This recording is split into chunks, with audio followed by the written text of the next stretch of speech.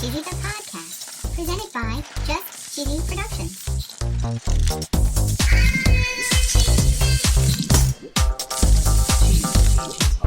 Hi there, I'm your host Fondue. Cheesy here. In this week's episode, we're picking up where we left off last week with part 2 of our Cheese Cave series. Ooh. We're going to talk about caves all around the world. Whoa. And we're going to talk about how you can have a cheese grotto at home. I can? We're going to learn about Wegmans and how they're building a cheese cave. Wow. And we're going to learn about a world record cheesecake. Holy cow. And of course, no episode would be complete without our very cheesy joke.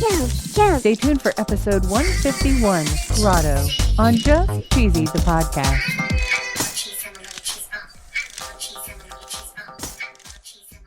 In last week's episode, we talked about caves being underground structures that often occur naturally, but are sometimes man-made. Right. And their role in cheese making is to provide the perfect conditions of humidity and temperature for the aging of cheese. Yeah. Cheese has been aged in caves for thousands of years. Yeah. And we learned about one of the most famous caves in the world in Missouri. Ooh. The term affinage What? is from the French and it means to refine. Oh boy. And affinage isn't just as simple as putting wheels of cheese in caves and seeing what happens. Really? According to ice.edu, affinage involves various conditions and techniques that allow for different types of cheeses to ripen and evolve according to their particular needs. Whoa. Long-aging cheeses like Parmigiano Reggiano, cheddar, and Gouda must be flipped regularly to ensure even ripening. Wow. Even the type of surface they sit on will play a factor in how the cheese develops. Whoa. Affinage is not a passive technique. Many cheeses in various stages of their aging may need certain treatments, Really? like salting, ashing, or brushing. Wow. Some cheeses are vacuumed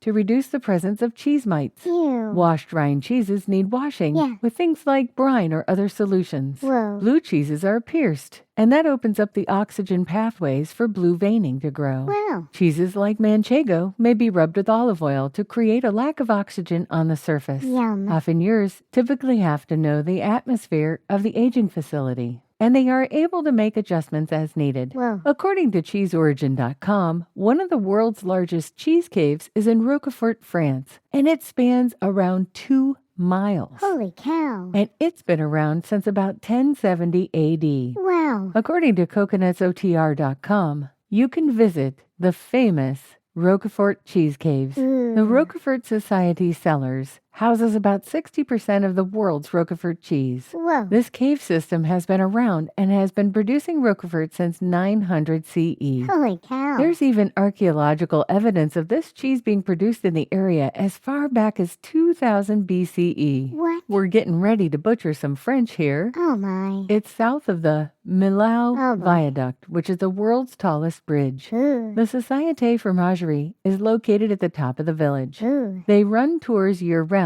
but the ripening of the cheese takes place between January and July. Okay. The cave is multi-leveled, Okay. and it has a natural venting system that allows cheesemakers to control the flow and temperature of the air reaching the caves from the outside. Wow. Fissures are small tunnels that channel breezes through the partially collapsed mountain. They added vents to control the flow by adding more or less air into the caves. Whoa. They say here that different caves had slightly different temperatures, Okay. and that meant the ripening of the cheeses and development of flavors could be altered depending on which caves were used. Whoa. At the end of the tour, they said they got to try the cheeses. They had 3 of them, and the weakest one was the one they liked best. Ooh. And they found that the 2 stronger varieties were too, I quote, eye-watering and throat-burningly intense. Whoa. MySwitzerland.com talks about Kaltbach cheese. Ooh. The sandstone caves can be visited by groups of 15 to 50 people. Okay. They have a year-round season, Nice. and it takes about 2 to 4 hours to conduct the tour. It's given in German and English. Ooh. The local dairy,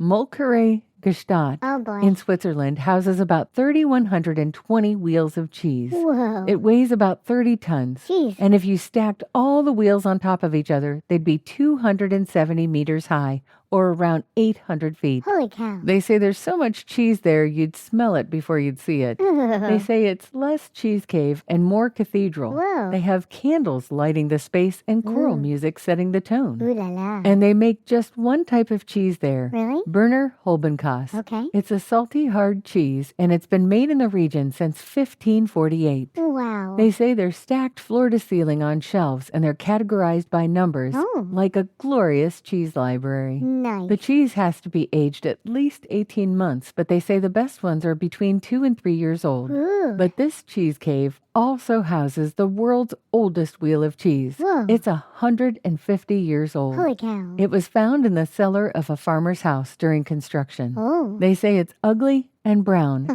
and it's the oldest cheese in existence. Whoa. Switzerland and its cheeses are not a sponsor, Nope. but if they were, their ad would go right here. Have you ever wanted to listen to the web? Yeah. Well, Newsly makes that possible. They do? They're an all-in-one audio super app for iOS and Android. Super app. You can listen to trending articles on the web on topics that you choose and get them read to you in a natural human voice. What kind of topics? Sports, Cheese? tech, business, science. Cheese? I'm sure there's even cheese. Yay. They even have an entire section for podcasts. Are we there? Of course we are. Ooh. It's one of my new favorite podcast apps. They even have digital radio. Holy cow. Just go to www.newsly.me to download it free. Whoa. Or use the link in the description. If you use the promo code CHEESY, that'll get you 1 month free premium subscription. Yay. Newsly. Now, back to the podcast.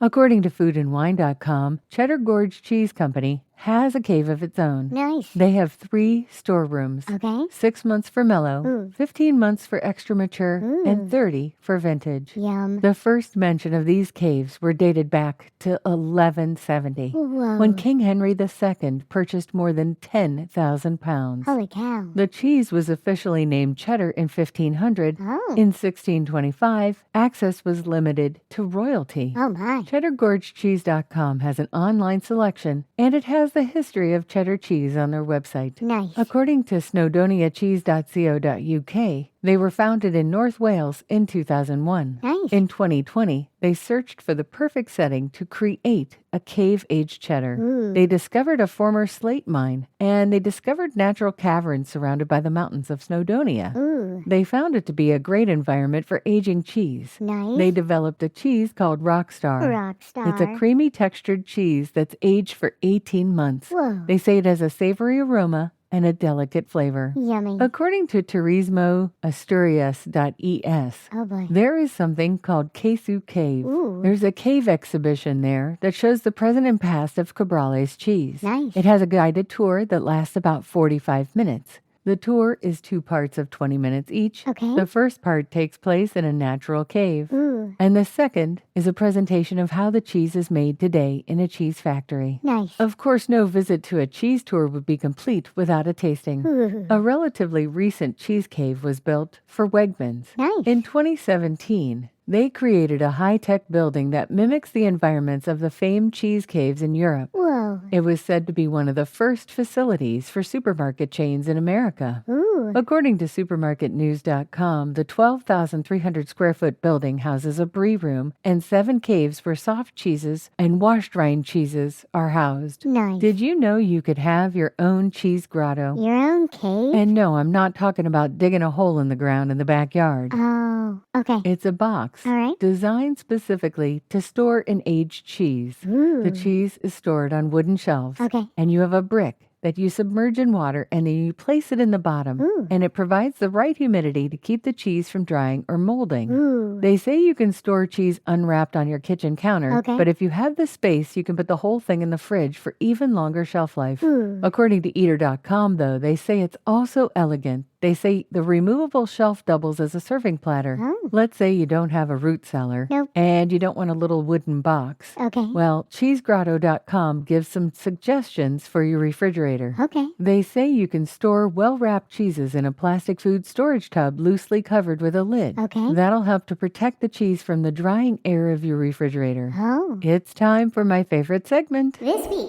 in cheese. According to Syracuse.com, there was a cream cheese festival in Lowville, New York. Ooh. Kraft Heinz was there Oh. because they planned to unveil a 15,000-pound cheesecake. Holy cow. And according to WWNYTV.com, They beat the world record. Whoa. This bad boy measured 15,008 pounds. Oh my goodness. When it comes to this world record, there's more than just putting it together. Okay. There was some specific criteria that must be met. Whoa. One of the rules is that it has to be consumed on site or donated to charity. Holy cow. The article says, and consume they did.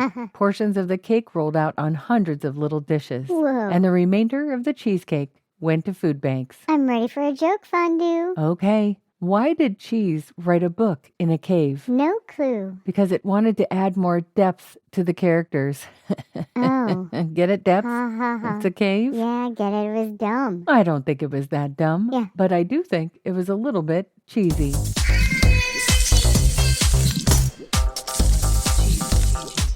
Thanks for listening to episode 151, Grotto. Thank you. Tune in next week as we talk a little bit more about cheese caves and the Roman Empire. And stay cheesy, everybody.